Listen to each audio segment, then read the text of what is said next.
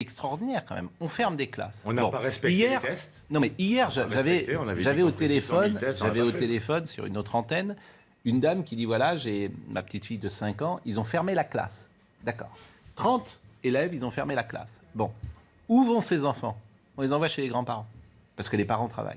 Donc tu arrives dans des cas ubuesques où les 30 enfants pouvaient se contaminer entre eux sans aucun risque. Tu les envoies chez les grands-parents pendant 8 jours.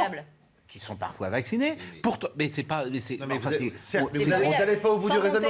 Les 30 enfants se seraient contaminés entre eux, mais ces 30 enfants ne vivant pas ensemble, ils seraient retournés chez leurs parents le soir et ils auraient éventuellement contaminé leurs parents. Non, mais c'est de la mesure. Et d'ailleurs, je crois qu'ils ont décidé de ne plus fermer les classes s'il y avait un cas positif, parce que c'est évidemment finalement plus délétère en termes de santé publique que ça n'est efficace par rapport à la Covid.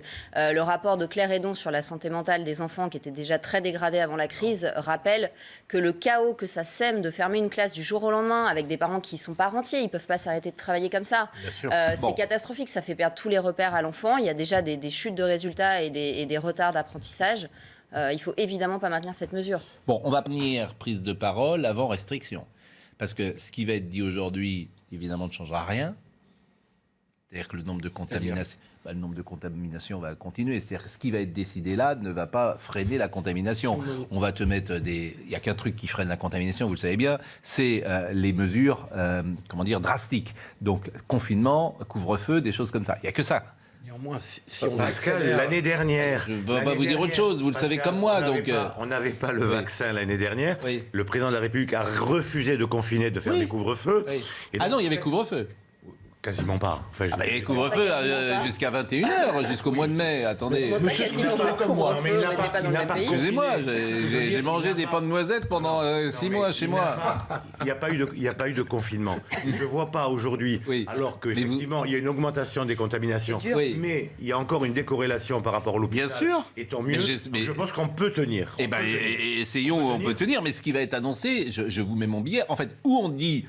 On vit avec, parce que c'est comme ça, mais les mesures qui seront prises, évidemment, d'ailleurs, tu le vois bien. Je ne vais pas vous répéter sans arrêt tous les mêmes jours. La campagne de rappel. En Allemagne, tu as plus de contaminés avec une population vaccinée qu'une population qui ne l'était pas l'année dernière. Je veux bien qu'on m'explique tout ce qu'on veut. Il y avait 0% de vaccinés en Allemagne l'année dernière. Cette année, il y en a 70%. Il y a plus de contamination. 75 000 hier. Oui. Mais je veux que vous m'expliquiez comment.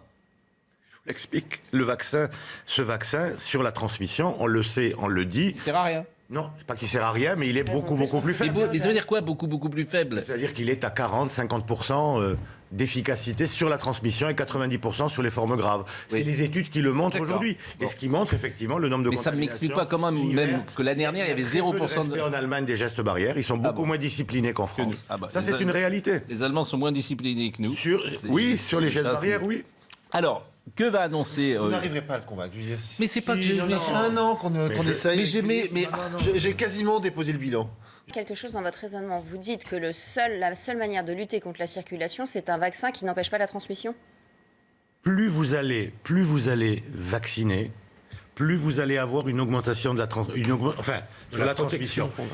Qu'est-ce qui se passe? Quand vous avez les vaccins traditionnels, diphtérie, tétanos, polio, vous faites une injection. Après un rappel, 1 mois, 2 mois après 1 an, 5 ans. À chaque fois, on va augmenter la durée de protection parce que vous allez faire des rappels. Parce que l'organisme, si vous voulez, en termes de mémoire immunitaire et en termes de formation d'anticorps... Il ne semble pas que ce soit le cas avec l'ARN messager, puisqu'on nous parle déjà d'une 4e dose dès 4 mois, puisque l'immunité durable ne tiendrait pas. Non, on ne sait pas. Charlotte, mais qu'est-ce qui se passe, Charlotte? Alors, vous étiez l'autre jour à côté de Robert Sebag. Je vais poser la question à Robert Sebag. Est-ce que vous pourriez convaitre Charlotte Dornelas de se faire vacciner? Il n'a pas réussi à vous convaincre et vous avez le Covid, Charlotte. Ouais. Comment allez-vous d'abord? J'ai le Covid comme Jean Castex qui apparemment s'est laissé convaincre de se laisser vacciner. Oui, bon. Voilà. Bon, d'abord, comment vous allez, Charlotte? Très bien. C'est-à-dire, vous avez de la fièvre, vous avez mal au dos, quels sont les symptômes? J'ai eu un peu mal au dos au début, des courbatures, et je suis enrhumée. Voilà. Donc, en effet, j'ai le Covid, mais je vais bien. Mais par exemple, alors vous, évidemment, vous ne faites pas une forme grave, donc forcément, ça ne doit pas changer, j'imagine, votre position sur le vaccin. Je rappelle que vous aviez décidé de ne pas vous faire vacciner. Non, mais en fait, ça...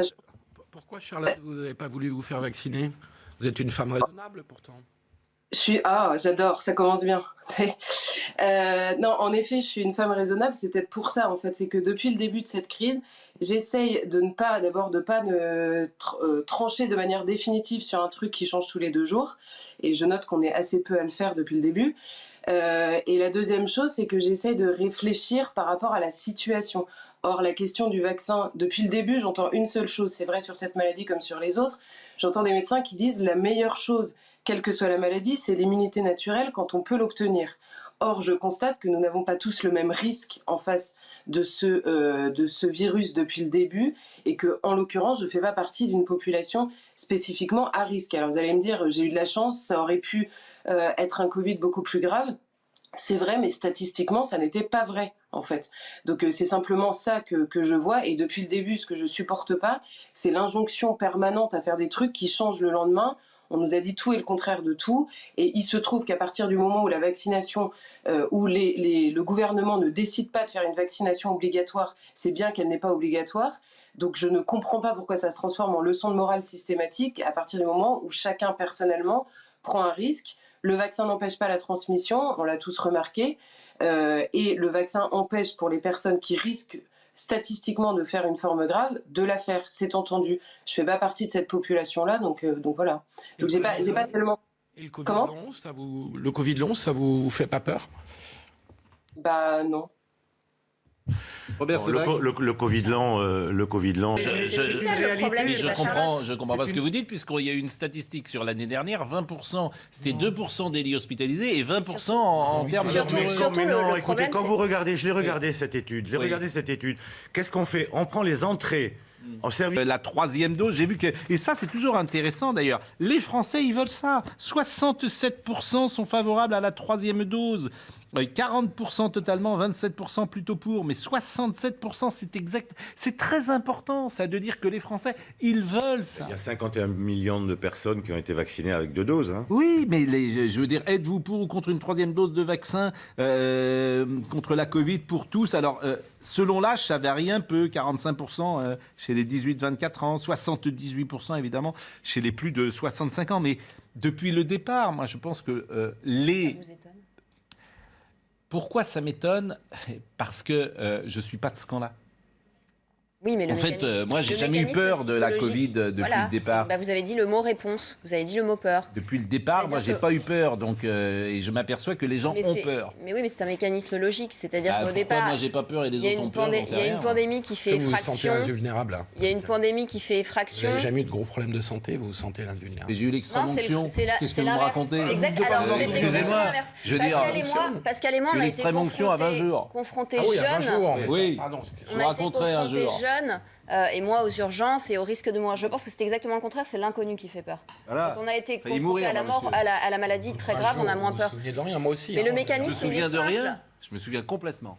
Vous cumulez le fait qu'une pandémie arrive sur une époque où on a quand même globalement oublié la pandémie, les grandes épreuves, la guerre, la famine, la pandémie, on croit qu'on est à l'abri, que la médecine est toute puissante et qu'avec un antibiotique, un analgésique, c'est bon, on est à l'abri de tout. Et en plus, on fait des recherches pour l'immortalité à travers le transhumanisme. Donc on est dans une époque hyper technologique, hyper déspiritualisée. Donc les gens ont peur, ils se rappellent que ça existe, la maladie et la mort. Vous ajoutez à ça des mesures de confinement qui sont traumatisantes, qui aggravent la pauvreté, qui aggravent la violence. Les gens sortent en état de sidération et de choc en disant plus jamais ça. À tout prix quelque chose. Et là, on vous amène un vaccin magique. Évidemment que vous y allez. Non, mais je pense que les gens ont plus peur en général. Bon, Charlotte... les gens n'ont pas envie qu'il y ait de nouvelles mesures de contraintes. Je me range pas dans ce camp-là. Et comme je le disais dans une tribune, dernier mot. où je disais que justement le principe de précaution s'était transformé en illusion de toute puissance, les dégâts psychiques sont pas liés à la difficulté et à l'épreuve. On est préparé en tant que mammifère, on a des hormones de stress et de combat, on est fait pour ça. Ce qui a fait des dégâts psychologiques, ce sont les injonctions paradoxales, c'est le stop and go, c'est la peur permanente. Et moi, quand je vois en consultation des gens qui hésitent à se faire vacciner, ce dont ils ont peur, ça n'est pas du vaccin. C'est de toute l'ambiance totalitariste où il y a une abolition de la frontière entre le privé et la vie publique et de la menace qu'on fait peser sur eux de perdre leur travail. On a eu ces conversations 10 000 fois, donc je salue Charlotte. Vous revenez quand, Charlotte? La semaine prochaine. Je vais savoir exactement quel jour je serai libérée, mais... Bon, oui, parce que là, bon, ça passe à... Avec la PCR, ça négative. Et alors... et Charlotte, Noël approche. Noël approche. Vous serez bien immunisé pour Noël, au moins. Voyons les choses positivement. Alors Charlotte, pour être très positive, vous savez que l'immunité conférée par la maladie, elle est plus forte que celle conférée par le vaccin. Non mais attendez, si je peux réagir là-dessus, c'est exactement pour cette raison-là que je ne comprends pas l'injonction à vacciner des gens qui ne risquent rien avec cette maladie et qui peuvent obtenir, statistiquement, encore une fois, les enfants par exemple, mais si l'immunité est plus forte naturellement qu'avec le vaccin, pourquoi les vacciner en fait? Puisque c'est pas la transmission du virus qui nous pose problème, c'est les cas graves. Je comprends toujours. On a eu 50 000 fois. Non, arrêtons. Jérôme, arrêtons. Parce qu'on a eu 50 000 fois ces conversations. On ne peut pas vacciner toute une population d'enfants parce qu'il y a un cas. Voilà, si vous dites votre cas, que vous connaissez un enfant, etc., voilà, les 12-18... Il faut arrêter l'argument de la peur. Ça pose un problème. À mon sens, les 12-18. Le reste... Mais je suis d'accord pour les enfants. Ouais. Donc je salue Charlotte. On la retrouve la semaine prochaine. Ça sera le calendrier de l'Avent, c'est à partir du 1er décembre Le calendrier, oui, et l'Avent, c'est à partir de dimanche. Ah oui, alors l'Avent, expliquez-nous ce qu'est l'Avent dans la religion chrétienne ou catholique. C'est la période qui précède l'arrivée, la naissance de Jésus, donc le début du christianisme, en fait, du catholicisme aussi. C'est toute la période de préparation à Noël. Marine Lançon me dit c'est des chocolats. Non, Marine, c'est autre chose, c'est spirituel. Mais bon, Marine, elle est... Merci en tout cas, vraiment merci beaucoup Charlotte. Nicolas Hulot.